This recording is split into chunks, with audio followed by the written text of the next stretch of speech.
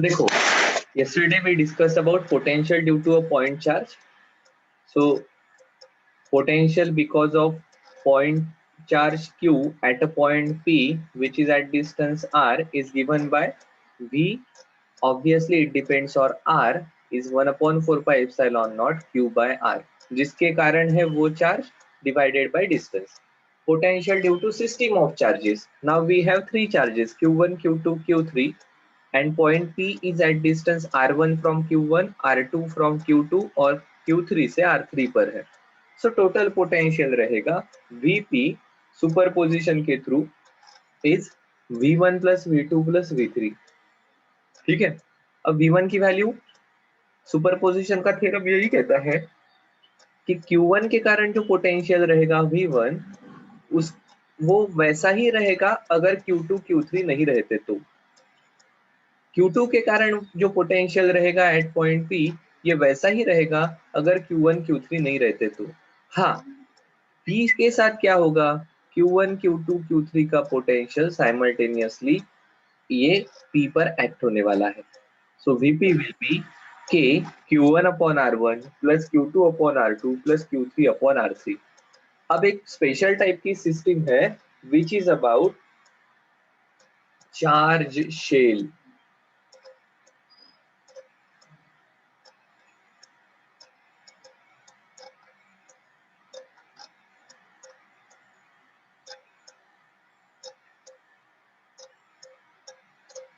अब देखो interestingly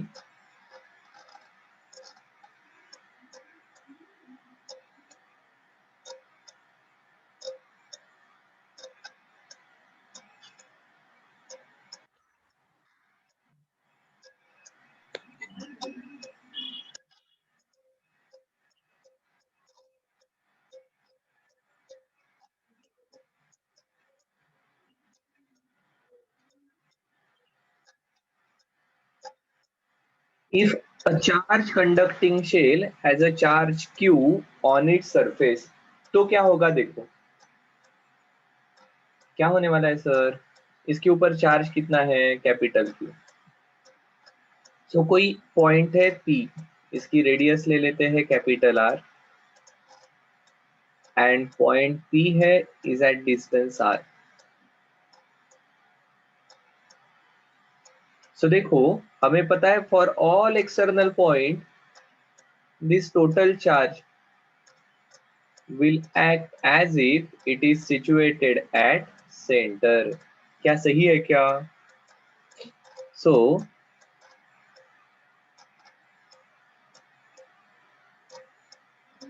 for outside point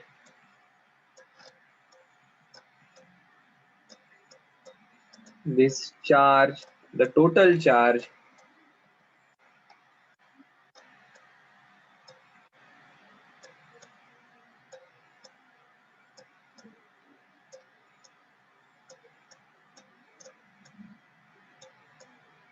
ध्यान में रखना, किसके लिए लिख रहे हैं हम, फॉर आउटसाइड पॉइंट.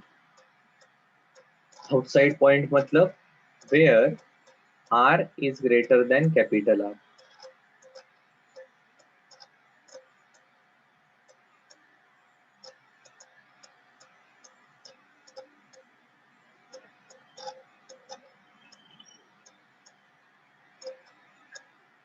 ऐसी कंडीशन है तो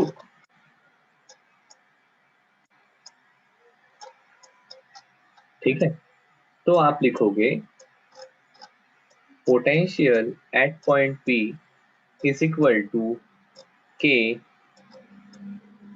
charge Q and it is situated at center, इसलिए डिस्टेंस R रहेगा, that is 1/4 pi epsilon naught capital Q by R. दूसरे पार्ट में लिखेंगे when R equal to R, तो क्या होने वाला है, for point on surface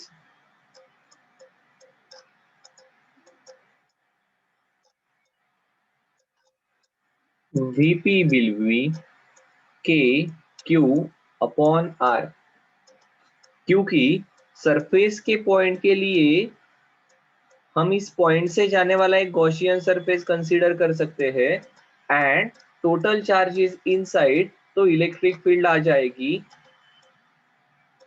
ठीक है, इलेक्ट्रिक फील्ड ऐसे आने वाली है कि जैसे total charge is situated at centre and electric field वैसे है, तो पोटेंशियल भी वैसे ही कंसीडर करके आ जाएगा, बिल्कुल सरफेस वाले पॉइंट के लिए। ठीक है, अब इंटरेस्टिंग है,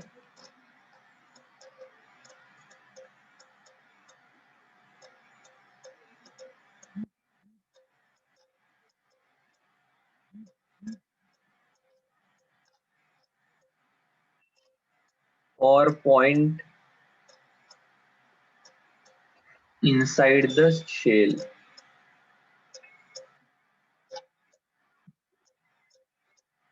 Vp will be K Q by R, that is 1 upon 4 pi epsilon naught 0 Q by R, और यहाँ पर भी आ जाएगा 1 upon 4 pi epsilon naught capital Q by R। Sir ऐसा क्यों?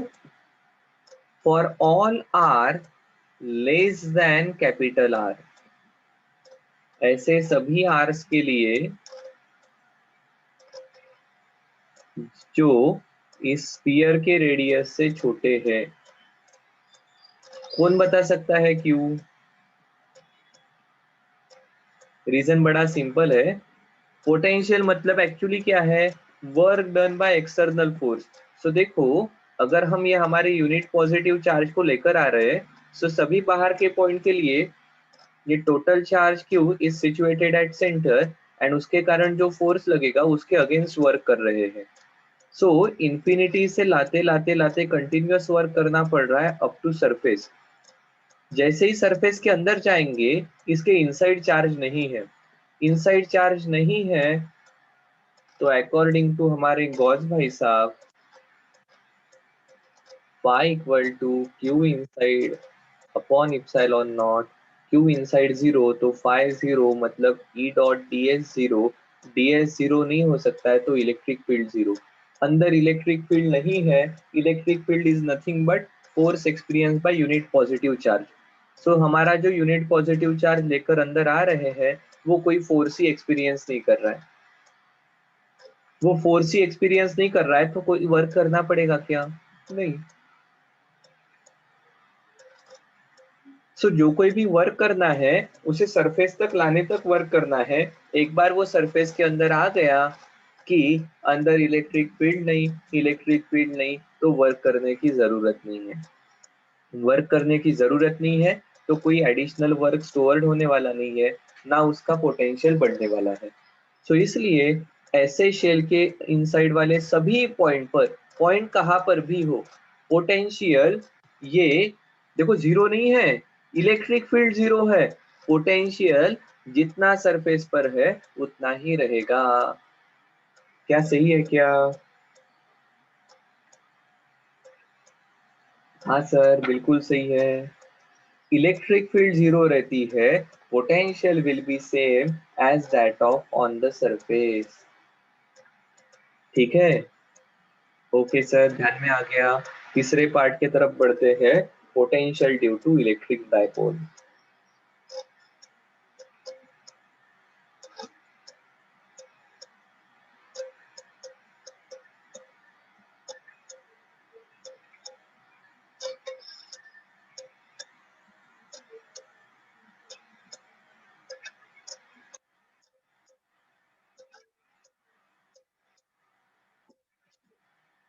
Potential due to electric dipole. So देखो, अब electric dipole क्या है हमें पता है। क्या होता है डायपोल?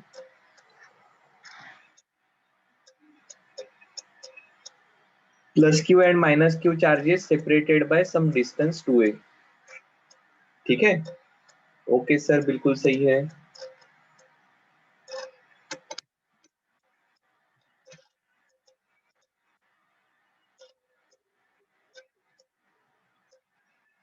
सो हम कहते हैं कि देखो,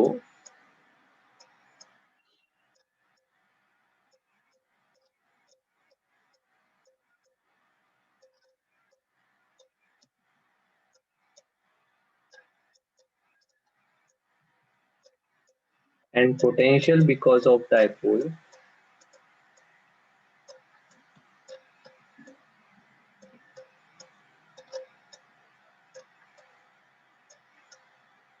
at a point at this distance r from the center of dipole.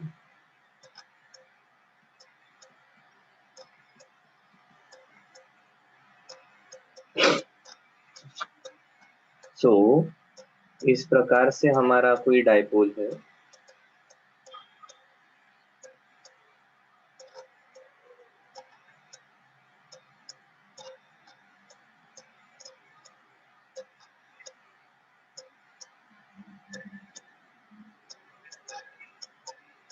so this is charge q, this is minus q, ये इसका सेंटर है। अब इस सेंटर से कोई तो r डिस्टेंस पर हमारा पॉइंट है p। ओके सर, कोई प्रॉब्लम नहीं।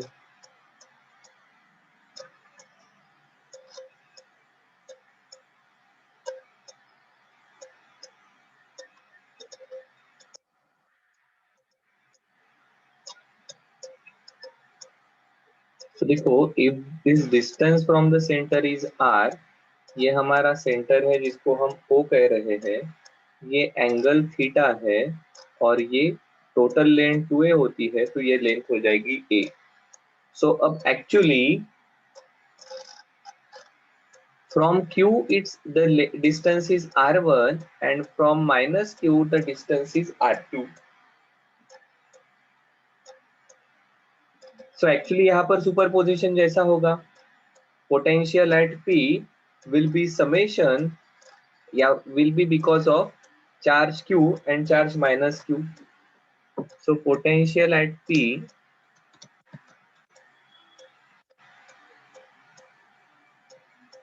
equal to potential because of q is 1/4 pi epsilon naught, इसको कॉमन ही निकाल लेते हैं, q अपॉन डिस्टेंस r1। अब ये चार्ज माइनस है इसलिए माइनस साइन आ जाएगा, माइनस q अपॉन r2। क्या सही है? अब देखो, क्या r1 r2 की वैल्यू हम निकाल सकते हैं क्या? तो देखो, एक छोटा सा कंस्ट्रक्शन करेंगे।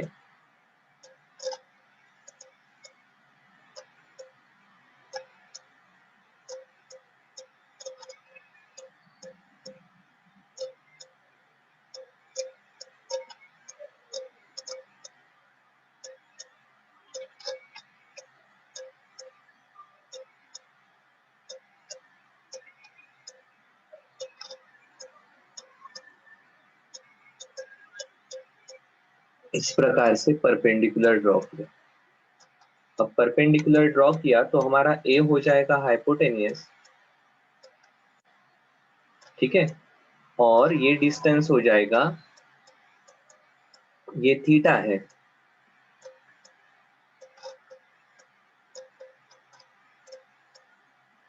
तो ये थीटा के अपोजिट वाला, थीटा के एडजेसेंट वाला, ये हो जाएगा ए कॉस थीटा। ये भी थीटा रहेगा, ये थीटा के एडजेसेंट वाला, ये भी ए कॉस थीटा, ठीक है। सो देखो, ये डिस्टेंस r1, ये परपेंडिकुलर है यहाँ पर, so you can write r1 as, ये भी 90 डिग्री, सो ये हाइपोटेनियस, ये आ जाएगा r, ये डिस्टेंस आने वाला है a साइन थीटा, थीटा के अपोजिट। एंड अब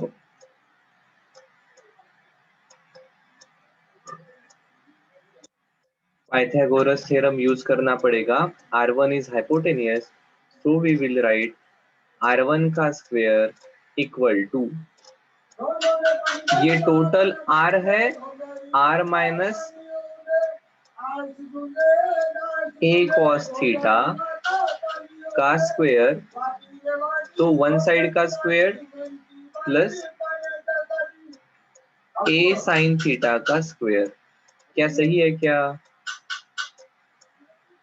इसे सॉल्व करते हैं तो ये आने वाला है R square minus 2RA cos theta plus A square cos square theta plus A square sine square theta. अब इसे आप सॉल्व करोगे तो ये आने वाला है ए स्क्वेयर कॉमन आ गया, cos square theta sine square theta, तो R square plus A square minus 2RA cos theta. Similarly R2 की वैल्यू आ जाए वाली है equal to total R plus A cos theta plus A sine theta का square, और ये आने वाला है R square plus 2RA cos theta plus A square cos square theta plus A square sine square theta. R square plus A square plus 2RA cos theta. क्या सही है क्या? हाँ सर बिल्कुल सही है। अब देखो इसको हम सॉल्व करते हैं। क्या आया है हमारा आर वन स्क्वेयर आया है R square plus A square minus 2RA cos theta and R2 का स्क्वायर आया है R square plus A square plus 2RA cos theta. ठीक है, अब देखो हम कहते हैं R की वैल्यू काफी ज्यादा है। ठीक है, जस्ट एक मिनट। सो देखो if R is large compare to A,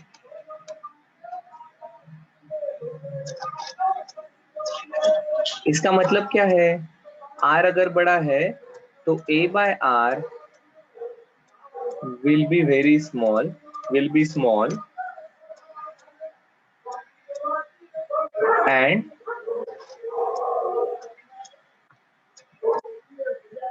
higher orders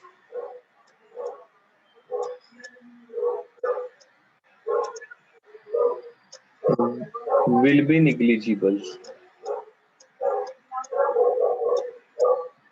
higher order और छोटे रहेंगे। सो देखो हम यहाँ से R कॉमन निकालते हैं, R1 का square equal to R square common निकाल लिया तो 1 plus A square upon R square minus 2A by R cos theta. क्या सही है क्या? हाँ सर बिल्कुल है। अब देखो क्या कहा है, ये निग्लिजिबल है, ए बाय आर की हायर ऑर्डर, तो ये R1 आ जाएगा R equal to 1 minus 2A cos theta upon R raised to the power minus 1/2।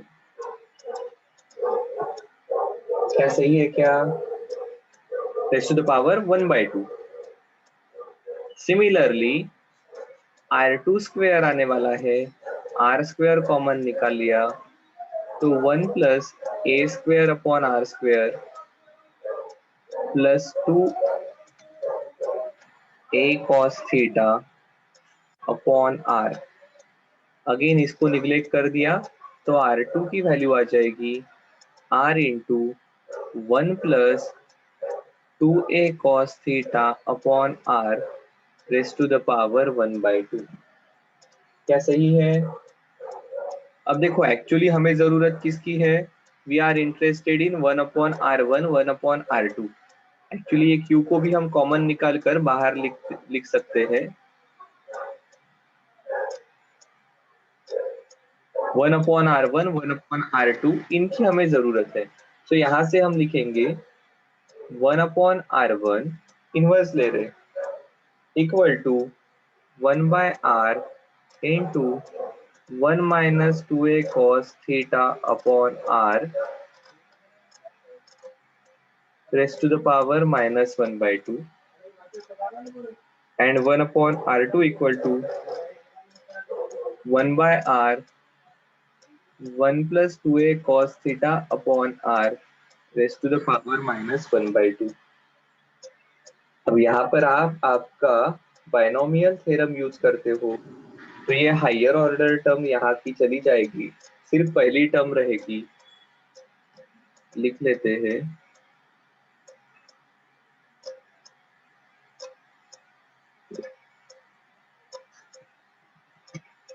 binomial theorem and neglecting higher order terms,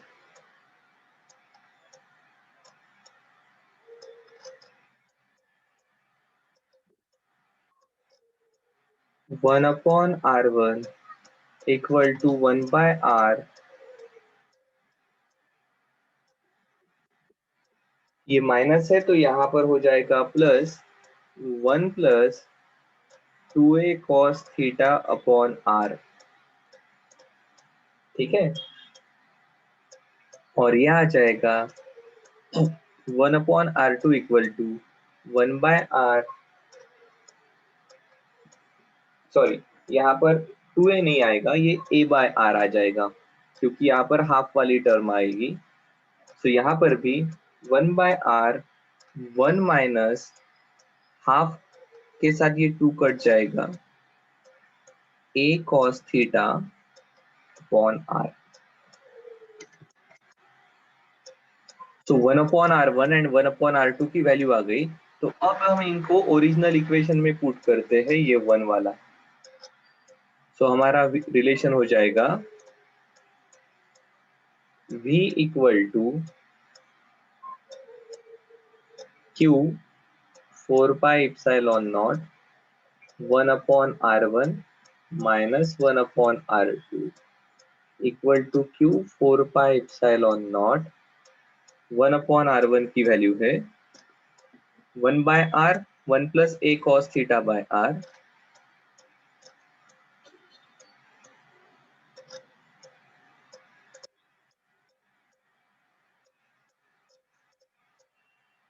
and r2 की वैल्यू है 1/r 1 minus a cos theta by r।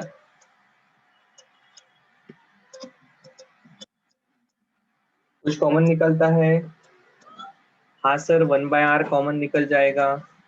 This is 1 plus a cos theta r minus, पहले 1/r निकाल लेता हूँ,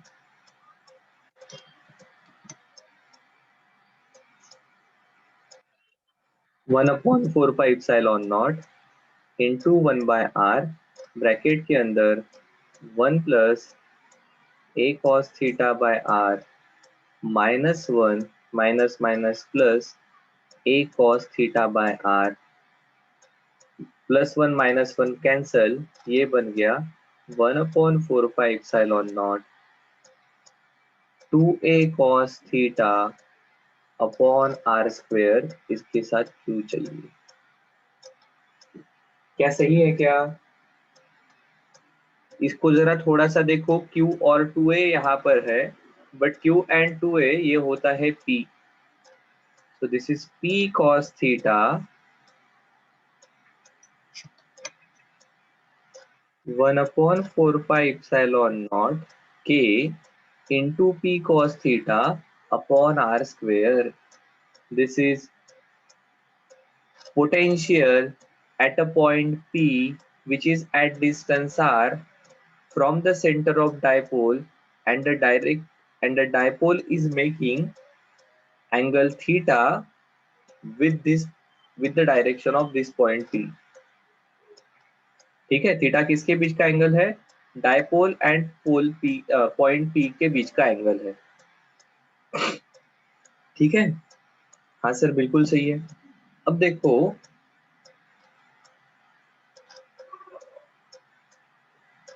इस p cos theta को आप vector के फॉर्म में रिप्रेजेंट कर सकते हो। v स्केलर पर p cos थीटा को आप वेक्टर के फॉर्म में लिख सकते हो। यह आ जाएगा 1/4 pi epsilon naught, this is p bar into unit vector along r, p bar dot r cap. So इसका मैग्नीट्यूड p, इनके बीच का एंगल थीटा, तो आ जाएगा cos थीटा, r कैप का मैग्नीट्यूड 1 अपॉन r स्क्वायर, ठीक है, अपॉन r स्क्वायर। तो ये हमारे v का जनरल इक्वेशन हो जाएगा। अब कुछ इंटरेस्टिंग चीजें यहां से आपको ध्यान में आएगी। क्या ध्यान में आएगी? नॉर्मली v के फॉर्मूला में डिनोमिनेटर में r है, यहाँ पर r स्क्वायर है। It is similar to electric field because of dipole. वहां पर भी electric field because of dipole के केस में नॉर्मल इलेक्ट्रिक फील्ड में 1/r स्क्वायर रहता है, वहां पर r क्यूब था। सो पोटेंशियल या इलेक्ट्रिक फील्ड कम होने का रेट एक ऑर्डर से ज्यादा रहता है। इलेक्ट्रिक फील्ड कम होने का रेट नॉर्मली r स्क्वायर है, डायपोल के केस में r क्यूब था। पोटेंशियल कम होने का रेट नॉर्मली r है, 1/r है, तो यहाँ पर 1/r स्क्वायर है। सो डायपोल के कारण जो पोटेंशियल है एक आधे पॉइंट p पर, वो ज्यादा तेजी से कम होता है compare to simply a charge. दूसरा इंटरेस्टिंग पॉइंट, पॉइंट एक्सिस पर रहेगा तो वैल्यूज क्या आएगी? सो देखो,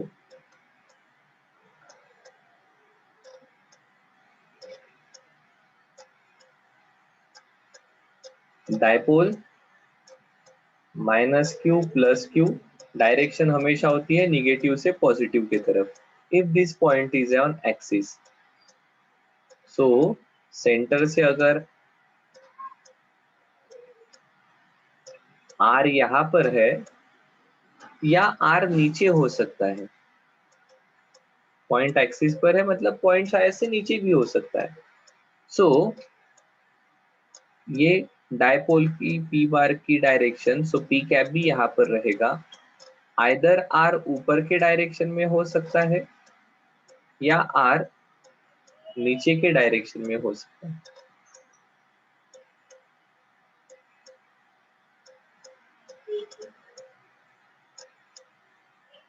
सो आइदर थीटा ये 0 होगा या थीटा इक्वल टू पाई होगा। इसके लिए point on axis, and if that is the case, theta की वैल्यू 0 या थीटा की वैल्यू पाई पुट करो,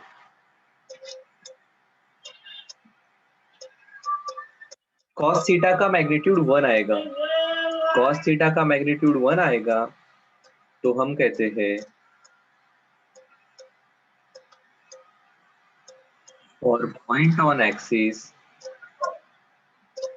v will be 1/4 pi epsilon naught plus cos theta की वैल्यू +1 या -1 आएगी, तो प्लस माइनस p/r स्क्वायर। क्या सही है क्या? किसके लिए है? ये point on axis. Similarly point on equatorial plane के लिए क्या होगा? एक आधा पॉइंट जो इक्वेटोरियल प्लेन पर है। इक्वेटोरियल प्लेन पर मतलब ऐसा plane which is perpendicular to axis of, ऐसा plane which is perpendicular to axis of dipole. Sir वहां पर तो point on equatorial plane theta की वैल्यू कितनी हो जाएगी, देखो तो जरा।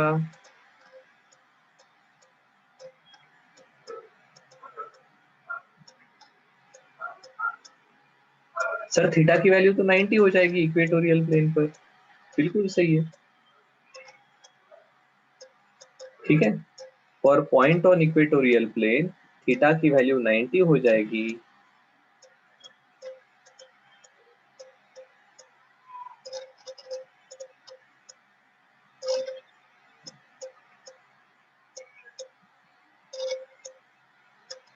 थीटा इक्वल टू 90 तो पोटेंशियल जीरो रहने वाला है, पोटेंशियल विल बी जीरो, क्योंकि देखो इक्वेटोरियल प्लेन मतलब ये वाला प्लेन,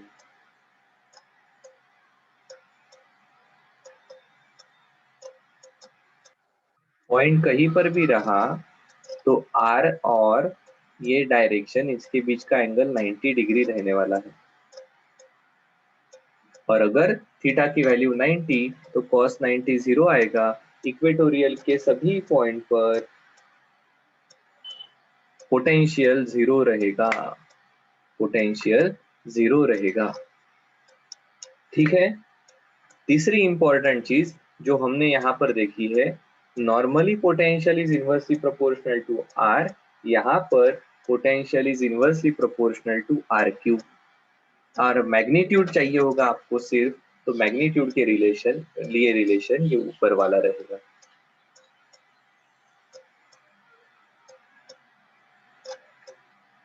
ठीक है, यस सर।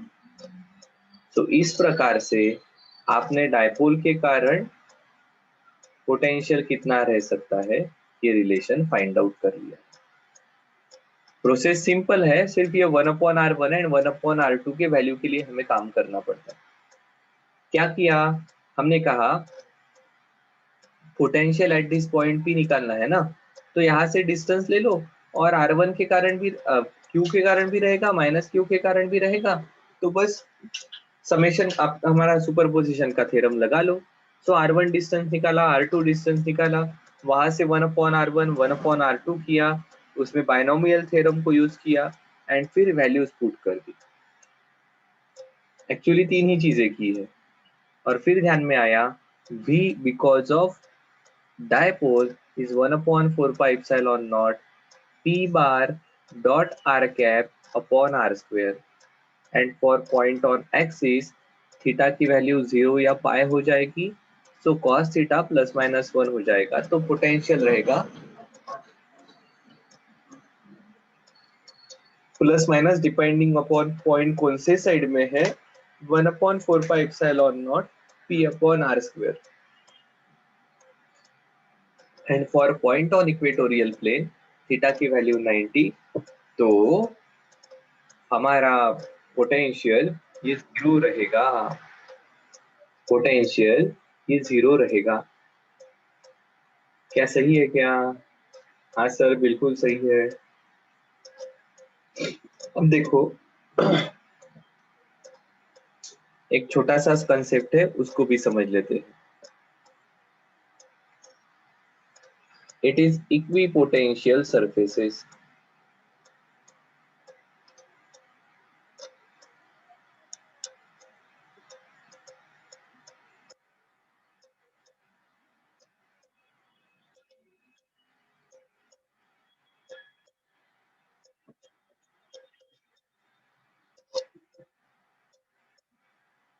इक्वी मतलब इक्वल, पोटेंशियल मतलब पोटेंशियल की वैल्यू, सरफेस मतलब सरफेस, ऐसा सरफेस जहां पर पोटेंशियल की वैल्यू सभी पॉइंट पर इक्वल है या सभी पॉइंट पर कांस्टेंट है।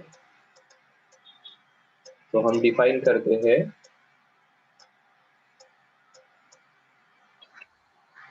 an equipotential surface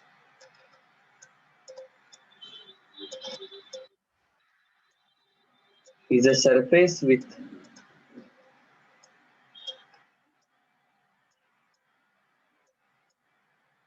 a constant value of potential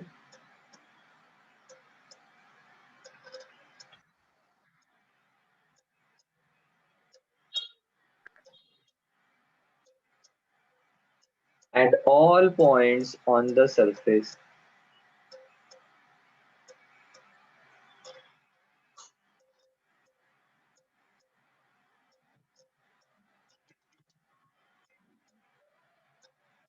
क्या कहा है?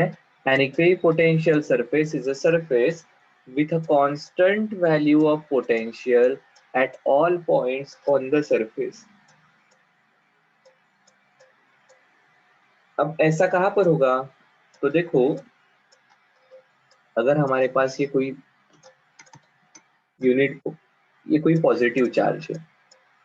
सो इसके आजू बाजू में अगर हम स्पीयर्स कंसिडर करते हैं,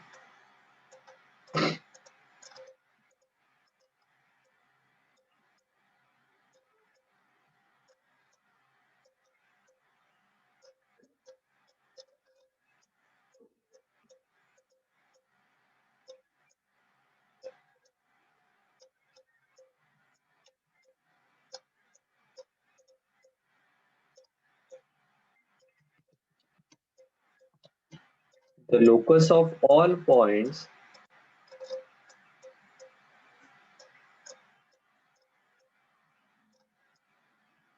at distance r from charge q will have potential of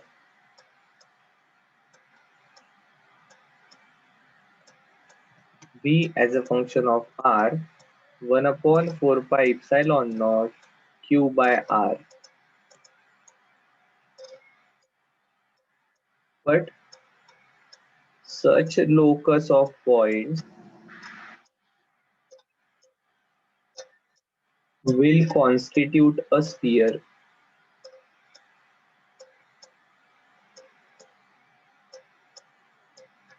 or spherical surface.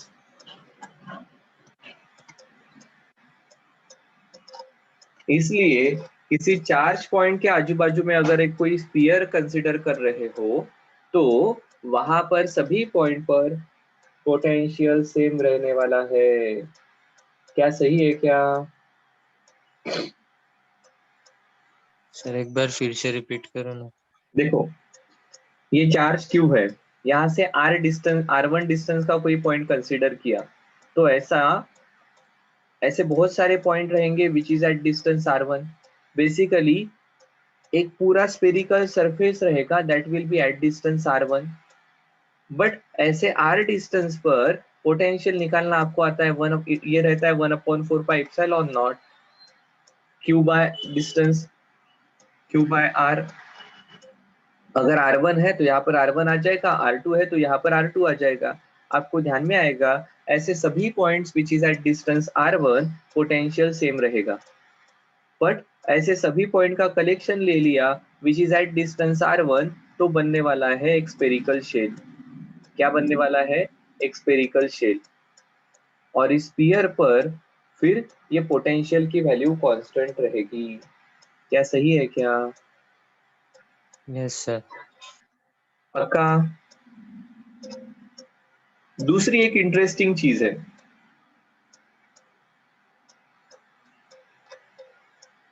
इसको थोड़ा सा समझ लेना है।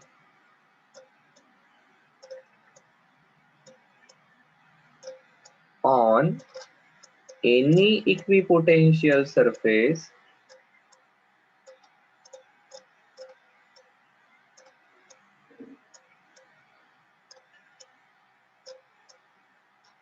the direction of electric field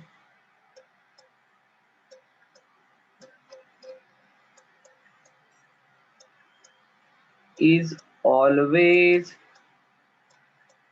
perpendicular to the surface।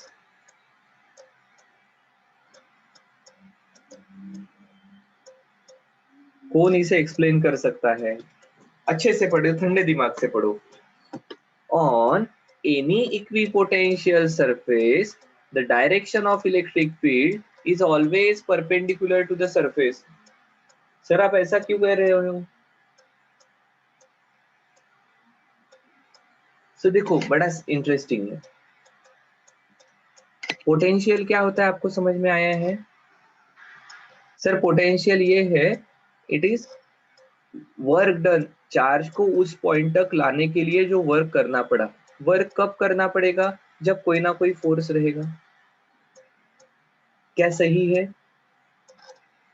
हाँ सर, बिल्कुल सही है। अगर कोई फोर्स है तो वर्क करना पड़ेगा। अब देखो, कंसीडर अ पॉइंट पी। इस पॉइंट पी पर अभी हमने कहा on this equipotential surface the direction of electric field is always perpendicular, perpendicular मतलब अलोंग द रेडियस वेक्टर, ये इलेक्ट्रिक फील्ड की डायरेक्शन होनी चाहिए, ऐसा हमने कहा है।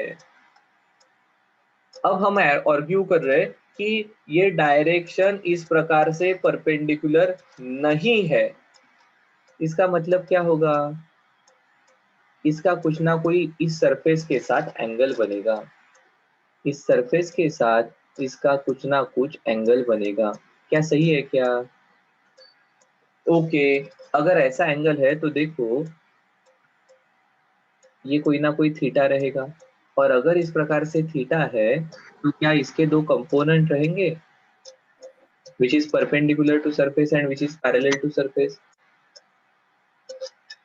क्या सही है?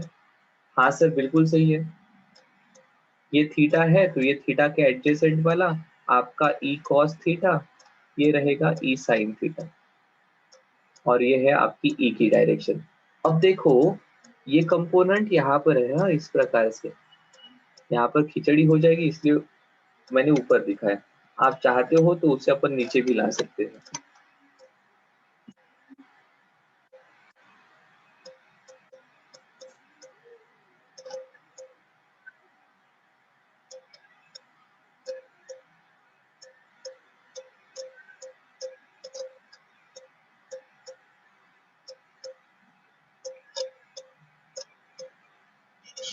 अब देखो इंटरेस्टिंगली, अगर इस डायरेक्शन में कोई फोर्स है तो मुझे यहां से यहां पर चार्ज लाने के लिए कोई वर्क करना पड़ेगा,